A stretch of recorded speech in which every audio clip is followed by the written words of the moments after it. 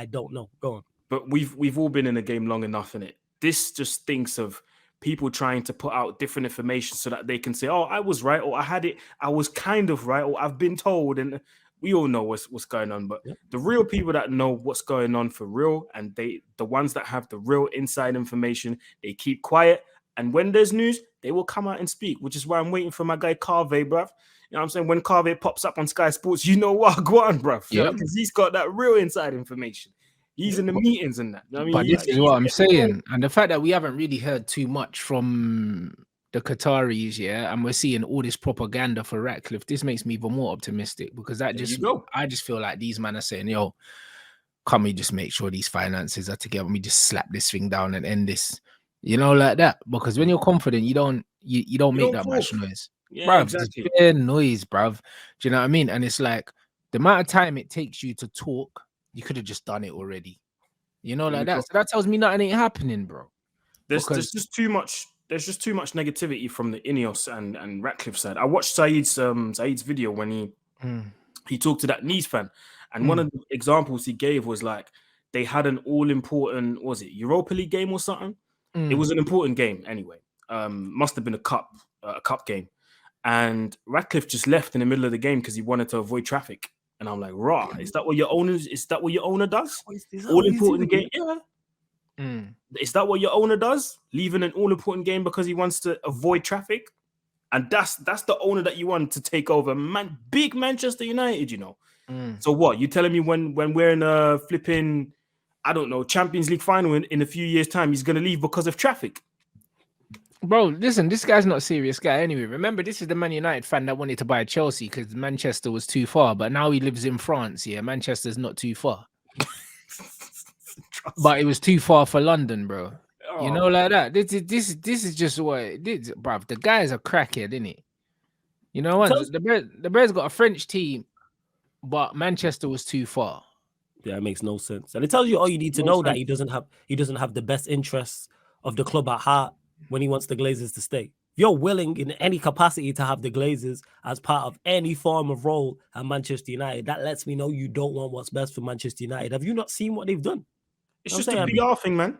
People not seeing what he's done. And bear in mind, people, for those that maybe not be old enough, when Manchester United was successful under Sir Alex Ferguson, this green and gold thing was going on. Go back and look when we was free-peating and, you know what I'm saying, and winning Champions Leagues. I was there the year, you know what I'm saying? I went to the 2 of the home games in the knockout time when we won the Champions League. Green and gold scarves were all over.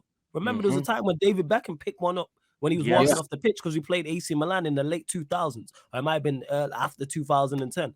This has been going on for the longest. So you've seen what the Glazers have done, and then you'll sit there and say, I want what's best for Manchester United, but keep the Glazers in charge. Well, that's exactly what I mean. The fact that he's willing to join forces with them shows that he doesn't give a shit about the football club. He doesn't, because if you're a real Manchester United fan, you would understand, the feeling of the fans on the ground and know that these guys can't be a part of this club no more. Do you know what I'm saying? So this is exactly why you know that this guy, everything he says cannot be trusted. That's true. Nothing can be trusted. So I'm not really worried. I'll be real. I'm not really worried, bro, because I just feel like with these Qatari guys, like we saw in one of the other videos, it's at a point now where they can't be seen to have lost this. You know, like it's come down to a pride thing. Do you know what I mean? These guys can't walk away from the table having been beat by a corpse, bruv. Do you know what I mean? That probably plugs himself in at night to stay alive, bro. Do you know what I mean? You've seen this guy. You've seen this guy, bruv. This guy's walking around on 5% battery all the time, bro. You know what I mean? Bruv, you've seen him, bro. Now, man's walking in low power mode and that every day. Like, there's no way that you can lose to a broke billionaire, bro. Like, because that's what he is. Like, you can't lose. Yeah, you ain't got the funds. We know you ain't got the funds. He has not got the money, bro. We know that much. Yeah. That's facts. Like, he doesn't have the money. So we know that. For them to literally go back, do you know what I mean, to their country and say, yo, we lost to that, I don't think it's an option for them. I really don't think it's an option for them. That's why I think that they're going to pay over the odds for Manchester United. They're going to, but that's what the Glazers want.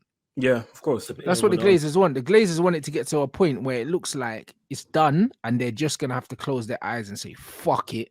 I'm gonna have to slap down an extra billion that I didn't want to spend, yeah, just because. Mm-hmm. You know, like that, bro. Like, listen, it's great It's a force of business. hand. It's great business. If you're a businessman, like you understand what the Glazers are doing, Yeah. it's great, isn't it?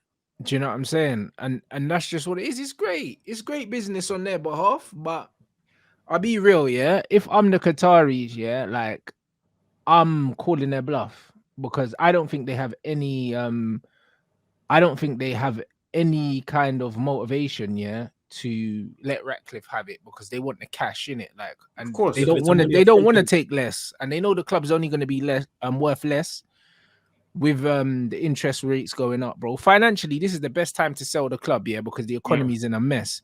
Yeah. Do you know what I mean? The economy's in a mess, and also the share prices will plummet if they stay as well. So they could end up taking a bigger hit. The debt could rise. Like it's bad, isn't it? Like it's a bad time, bro. It's the perfect time to cash out, and it's a bad time to stay if shit goes sideways. So I don't think they've got any intent in staying, but they can't openly say that because that would be bad for business. Yeah, true. That's true. You know what I That's mean? true, man. So now I think I think it's gonna work out fine. I think all the stuff in the media is just to force their hand, because if we're seeing it, of course the Qataris are seeing it. That's the whole point. Like the Glazers have been using the right wing press in the first place. Guess who leaked it? The Sun. Do you know what I mean? That little bullshit today, bro. Right wing fucking tabloid bullshit, bro. Do you know what I'm saying? What did the Sun leak today? What was it? What got said? Just some nonsense. Apparently they released an article which got deleted. Oh, is it? Right, the Sun right out here deleting articles. Do you know what I mean? It got removed, bro. Some stuff about Jim Ratcliffe, bro. Like when you realize that all Murdoch and all these other guys, bro, they're all friends, blood. Like they're using the tabloid press and they're using all these people to put these things out, bro. Like it's part of the sales process. Yeah, that's 100% what it is. I wouldn't be surprised if Ratcliffe, yeah, like knew from the jump he could not. Well, actually, he did know from the jump he couldn't compete with them. That's why he changed his offer. Yeah, maybe he just wanted to put himself out there to be like, yo, any potential business investors that want to work with me away from football, here I am. I've got money. Everyone knows his name. That's true. That ties into it. Maybe he doesn't want to buy Manchester United. Maybe he really just wants to put himself out there. Man did it as a PR stunt, you know. Yeah. I was saying, raise the profile. It could be because, like I was stating before, once not everybody knows his name now.